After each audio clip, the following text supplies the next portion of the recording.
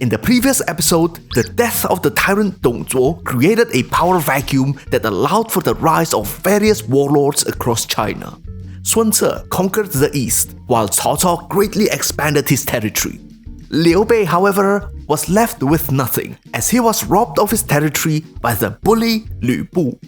In this episode, we will look at Cao Cao's next great challenge after defeating Lü Bu, Yuan Shao, an old friend who he had to face at the Battle of Guandu. After defeating Lü Bu, Cao Cao was the rising star among warlords. With the young emperor in his possession, he gets to dictate the rules of the game. Like any other warlords, he also had imperial ambitions. What would people think of Emperor Cao Cao? To test the people's reaction on this idea, one day, Cao Cao brought the young emperor out to a royal hunt. Even though he was approaching adulthood, the emperor wasn't much of an outdoors person, and his shots missed his quarry completely. Cao Cao then borrowed the emperor's bows and arrows and hit the target in one shot. The attendants, who only saw the golden arrow sticking out of the animal, thought that the emperor made the shot. "Long live the emperor!" they cheered. Cao Cao then pushed past the emperor and accepted the adulation. This breach of protocol completely surprised everyone. Outrageous! Most people on the scene saw it as an act of sedition against the emperor. It looks like it is not a good time to get rid of the emperor just yet, Cao Cao thought. The emperor, though mostly powerless, wasn't a complete fool. He knew what Cao Cao was up to. So to counter Cao Cao's influence, the emperor gave his father-in-law, Dong Chen, a secret edict hidden inside a belt. The edict instructed him to assemble a group of loyalists and called for the destruction of Cao Cao. So with haste, he gathered a group of conspirators, and one of them was the emperor's own imperial uncle, Liu Bei. Among all the warlords in the world, only two were heroes. Cao Cao told him, "Me and you." Cao Cao recognized Liu Bei's ambition, and ever since the emperor had recognized Liu Bei's royal lineage, the latter had been kept on leash in the capital. Even though Cao Cao was unaware of the conspiracy just yet, he was already under suspicion. Liu Bei knew that he had to get out of the palace as soon as possible, so he requested to be given the task to demolish the remnants of Yuan Shu's force. Luckily, Cao Cao agreed. Poor Yuan Shu did not die by Liu Bei's hand. He actually died of starvation because he could not swallow the coarse food his soldiers ate. His last request was for a cup of honey water, which they had none. After completing his mission, Liu Bei occupied Xuzhou, his old territory, and never returned. He then recruited Yuan Shao to be part of the loyalist faction against Cao Cao. After deliberating with his advisors, the indecisive Yuan Shao eventually agreed. To strengthen his case for war, he hired a talented writer to list out Cao Cao's crimes and his treasonous control over the emperor. Cao Cao, being the bad boy that he was, took a big hit from the first salvo in this PR war. From here on, he had to spend a lot of time and resources to fix his tattered image. After a brief skirmish with Yuan Shao and a failed assault on Liu Bei, Cao Cao worked hard to repair his image and tie up loose ends. To show off his magnanimity, Cao Cao pardoned Zhang Xiu and re-employed him despite him having killed his general and son. He also tried to form an alliance with Liu Biao, but he failed on that front. As for the conspiracy, Cao Cao stumbled upon it when he sought a doctor to cure his chronic migraine. He caught the doctor trying to poison him red-handed and traced the connection to Dong Cheng. He then executed all the conspirators he could find in the palace, including the emperor's concubine, who was 5 months pregnant. He then turned to Liu Bei again, who not only rebelled against him, but is now also a known co-conspirator. At the risk of exposing himself to Yuan Shao's assault, Cao Cao brought his main army to destroy Liu Bei before this threat could turn into a greater one in the future.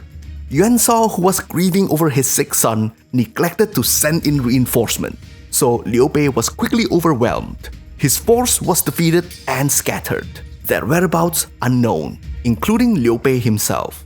Only Guan Yu and his unit remained, Luckily for him, Cao Cao had admired this brave and honorable warrior for a long time and ordered his capture. So he led Zhang Liao, who was a friend of Guan Yu, to negotiate his term of surrender. At the time, Guan Yu was ready to fight to the death, until he was convinced that he would be betraying his oath to his brother if he let himself die instead of protecting his brother's wives. So he gave Cao Cao 3 conditions to his surrender. First, he is only submitting to the emperor, not Cao Cao. Second, he gets to decide the security arrangement of his sister-in-laws. And finally, he was allowed to go to his brother's side once he knew his whereabouts. It was a tough decision to make, but Cao Cao agreed to it since he was confident that he could eventually win the general over. Besides, it would be a good PR move to have a general of his caliber on his side. So Cao Cao showered him with gifts, including the legendary horse Red Hair. "With this horse, I can ride to my brother's side faster," he said. To Cao Cao's dismay, Guan Yu's loyalty did not waver. However, it didn't mean that he wasn't grateful. To repay Cao Cao's kindness, he took to the field against Yuan Shao's general, Yan Liang. Yan Liang had slain some of Cao Cao's better generals in duels, and even driven Xu Huang back. He was actually dead, killed by Guan Yu in no time. Soon enough, another great general of Yuan Shao was deployed, Wen Cao. Cao Cao caught him in an ambush. He managed to fight off Zhang Liao and Xu Huang, but before he could make his escape, Guan Yu, riding on his blindingly fast Red Hair, caught up to him and kill-stealed. With these 2 great generals dead, Yuan Shao's army suffered a great blow to their morale. Satisfied by Guan Yu's performance at the front line, he was reassigned to handle Yellow Turban rebels who staged an uprising in Cao Cao's territory. As Guan Yu's army camped nearby, he caught a Yellow Turban spy, who turned out to be Sun Qian, one of his old comrades. Apparently, he had been working with the rebels against Cao Cao. He also informed Guan Yu that Liu Bei was still alive. He had been staying at Yuan Shao's camp in the north, so the 2 of them conspired to take over Runan. The Yellow Turbans then pretended to have been driven away as they retreated safely. As Guan Yu returned to the capital to report his success, a secret letter from Liu Bei arrived to confirm his whereabouts. This solidified his resolution to go to his brother's side. Having made the promise that he could go to his brother the moment he knew his whereabouts, Cao Cao had to let him go. He still needed the good PR. Cao Cao's jealous subordinates, however, weren't as forgiving. Thus, Guan Yu had to make a perilous journey of 1,000 li to meet his brother. This memorable arc had been adapted into various Chinese operas and films, but sadly no RPGs, because it actually feels a lot like one. He was practically gathering all his missing comrades and gained more as he slew 6 of Cao Cao's officers and broke through 5 blockades. On his journey north, he picked up Liu Hua, a Yellow Turban admirer. When he crossed into Yuan Shao's territory, he was told that Liu Bei had apparently went south to Runan. On his way back, he picked up Zhou Chang, another Yellow Turban. He also came across his brother Zhang Fei. Zhang Fei was angry when he saw him. He thought that Guan Yu had switched his allegiance to Cao Cao, so to prove his loyalty, he slew Cao Cao's officer, who just conveniently happened to be pursuing him. Then he discovered that he narrowly missed Liu Bei, who had returned to Yuan Shao to discuss more matters. Yeah, this heartwarming journey turned out to be a bit of a wild goose chase, but at least he's gaining more party members as he went along. Back up north, he finally met his brother Liu Bei, who decided to finally leave Yuan Shao. That man was becoming increasingly indecisive and ineffective. To be fair, it was also his indecision that stopped him from executing Liu Bei after discovering that Guan Yu had killed 2 of his generals. Anyway, they are better off on their own. During their stay, Guan Yu adopted a local farmer's son as his own, Guan Ping, and on the way back to Runan, they reunited with Zhao Yun, who had been wandering around since the death of his lord, Gong Sun Zan. Once they reached Runan, they fortified it and made it their new base. As the climactic Battle of Guandu approaches, Yuan Shao made his last effort to seek alliance with other warlords. Liu Biao refused him, but as for Sun Ce, he was keen with the idea. Cao Cao had blocked his request to the emperor to be promoted to a higher rank, and his collaborators had tried to assassinate him and wounded him with poison arrow. so he wanted revenge. However, in a folktale meets novel chapter, a mysterious Taoist appeared and created nuisance in the territory. After performing a series of miracles, he drew Sun Ce's ire and was executed. Yet somehow, he just won't stay dead.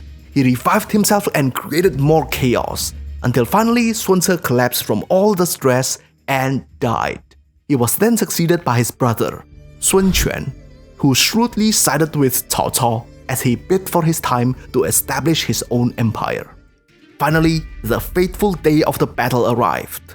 Yuan Shao was able to muster a colossal army of 700,000 at Guandu, and Cao Cao's army was only 1/10 the size. They started by abusing each other, each claiming that they had the just cause for war. Yuan Shao used the secret belt edict as his justification, while Cao Cao accused him of rebellion. In the initial confrontation, Cao Cao was ambushed by hidden archers and was driven back. From then on, Cao Cao took a defensive strategy. To counter Yuan Shao's archers, he built trebuchets. To foil their sappers, he dug a moat around his camp. Staying on the defensive all the time, however, exhausted Cao Cao's men, and things started to look real bad as they were running out of provisions. Meanwhile, on the other side, despite having the upper hand, Yuan Shao wasn't doing that well either, because the weakest link was the indecisive commander himself. He had intercepted Cao Cao's messenger and received news that Cao Cao was running out of food. But he was paranoid. He thought that this might be one of Cao Cao's tricks, and ended up doing nothing. Had he divided his army and attacked Cao Cao's capital while keeping his main force pinned down in Guandu, he could have won the war.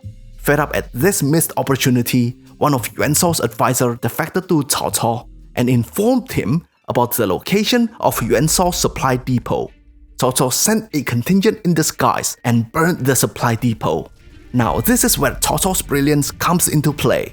The confused Yuan Shao divided his army into two, a smaller one to the depot and the main one to Cao Cao's camp.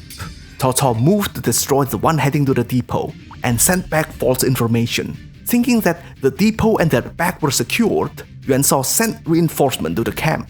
With the bulk of their army gathered in one place, Cao Cao then struck them from the back, crushing them with a pincer attack. He captured Yuan Shao's general Zhang He and recruited him. Next, Cao Cao spread more misinformation to the enemy, and not knowing where Cao Cao will come from, Yuan Shao thinned out their formation to cover more grounds. So Cao Cao rode in hard with his main force, trampling through the weak defense line and hit their main camp. Yuan Shao and his son were then sent running by this humiliating defeat. Cao Cao then pursued him deeper into his territory and dealt him another blow as he tried to regroup.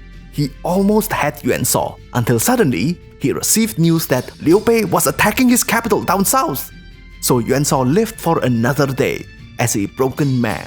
Liu Bei had initial success as he dealt a blow to Cao Cao's exhausted army. But what they didn't realize was that Cao Cao's general Xiao Houtun had went around them and hit his base at Runan. With his base gone, Liu Bei had no choice but to retreat, and he sought refuge at Liu Biao's territory. With this series of glorious victory, Cao Cao's domination of the north was inevitable. Yuan Shao died 2 years later in 202, and his domain was divided among his squabbling sons. Predictably, Cao Cao used it to his advantage and conquered all of them over the next few years. Interesting note, Cao Cao's son, Cao Pi, inherited his father's penchant for married women and took one of Yuan Shao's son's wife as his own. At the time, Cao Cao had not decided on a successor yet, but he certainly looked like a strong candidate. When Cao Cao was staying at Yuan Shao's former headquarters, his advisor saw a falling star landing nearby. When they dug up the area, they discovered a bronze statue of a bird. To him, it looked like it was a sign from the heavens. Now that he had dominated northern China and received an auspicious omen from above, his conquest for the whole of China became less of a dream. To many, it even seemed like an inevitability. Could anything stop Cao Cao's ambition now? Well, find out on the next episode, Red Cliff Ablaze. Be sure to subscribe and like the video so that you don't miss it. If you like what we are doing, then you can support us on Patreon. Until next time, stay cool, my bros.